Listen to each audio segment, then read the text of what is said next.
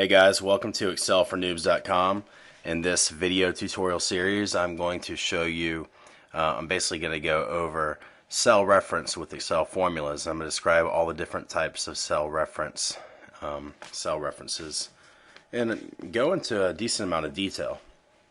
Okay, so the three most basic types of cell reference you're probably somewhat familiar with are relative, absolute, and mixed cell reference. They're really all the same, except for they do get into a little bit more detail. Anyway, what a relative cell reference is basically when you enter in a formula to a cell, you're going to refer to cells. So right here, I'm entering in a formula, and this is going to be relative cell reference. Let me zoom in for you. Okay, here I'm entering it equals cell C5, which I could also say one cell to the left plus two cells above minus one cell above. That's the way I like to think of relative cell reference. One cell to the left plus two cells above minus one cell above.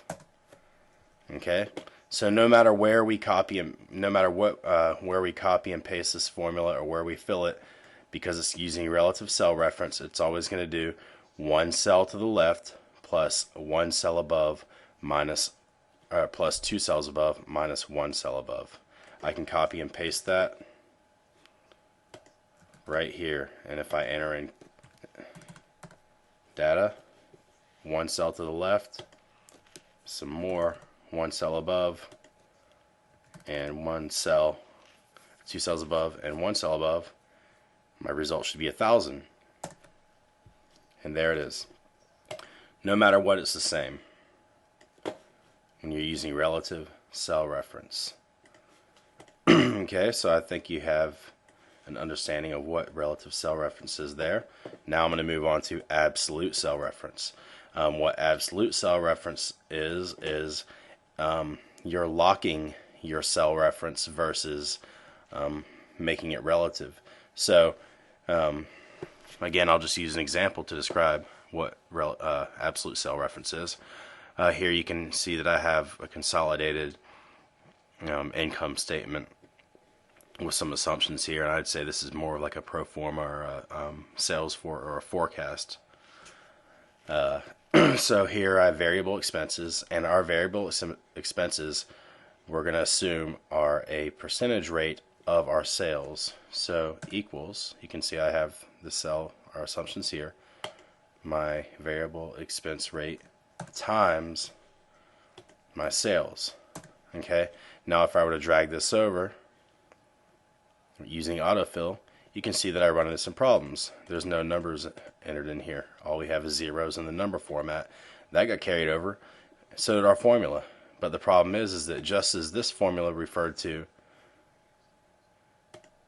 cell B12 times cell B3, we have this relative cell reference, cell C12 times cell C3, and you can see it C12 times cell C3. We don't want that because we have our variable expense right here.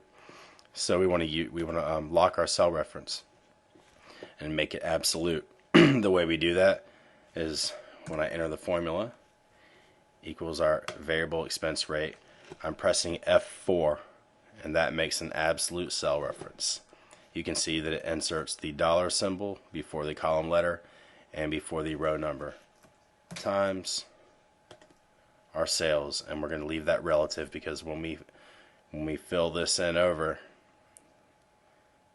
we have different cells that are also dragged over, so we're not going to lock that in. Okay,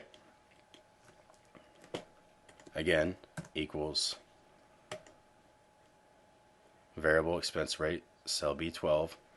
We're going to lock that in because our rate remains the same, times sales, which changes from quarter to quarter.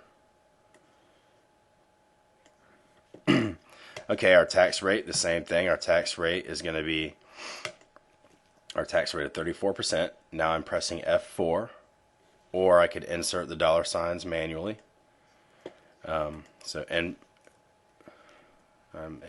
Tax rate times sales minus overhead minus variable expenses, because we're being taxed on our earnings before interest and tax. So that was a formula for that. Of course, we don't have interest in there. Okay, so now I can fill that over, and there you can see that we have different tax rates because our sales are different for each. Our sales and our variable expenses change, so there's our tax rate. And then in net income, simple. Sales minus all of our expenses, including our tax expense. And then drag that over, and you can see we have net income for each quarter. Okay, then we also have mixed cell reference. Here I have an X and Y axis of numbers 1 through 10. I'm going to do our times tables here. Equals cell A2 times cell B2. Alright. Let me zoom in actually so you can see more of what I'm doing. Alright. Equals cell A2 times cell B2.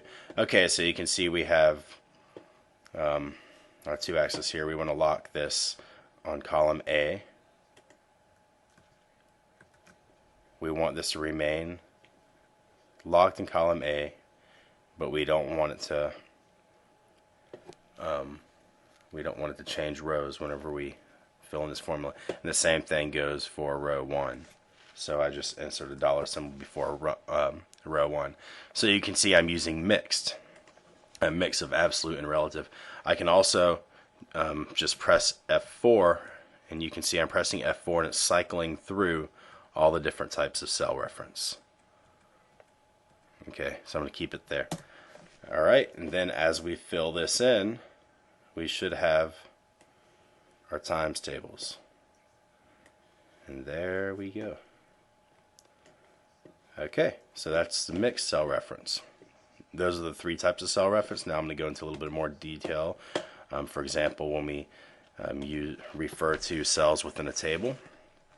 Okay, let's just assume I want to find it, even though I can insert a total row into an Excel table that I have here. I'm going to just go ahead and start entering a formula into the column directly to the right, any row. And I want you to notice how our cell references look, how the cell addresses are when they're within a table. So you can see we have the @ symbol here.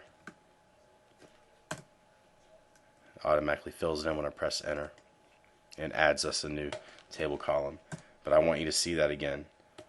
Plus, I'm adding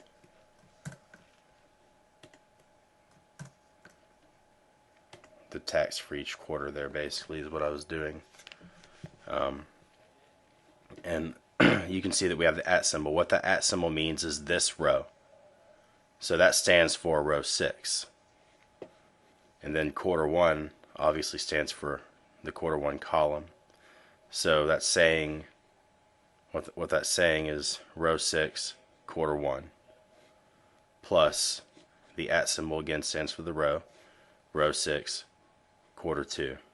And that's the cell address for Excel tables. We press enter and it's automatically filled in. Alright, if we refer to a cell within a table, you can see there I'm referring to random cells. These calculations may not make sense, I'm just doing them. And you can see that it's just the regular cell address, C6 plus D6. And that works fine. However, a lot of times having the names of tables helps us with understanding the formula if we were just reading the formula. Okay, so something we can do, this table, I'm going to give it a name real quick. If you don't know how to name a table, you're going to learn real quick. I'm going to name it Todd's table. Okay, so now my table has a name. Now, if I'm going to insert a formula, I can enter it by the table name, and Excel will provide me with a list. So we'll start entering a sum formula, and now I'm going to just start by hitting T, and then you can see through this list we have a bunch of different functions that we could enter as an argument, but we also have table 2 listed here.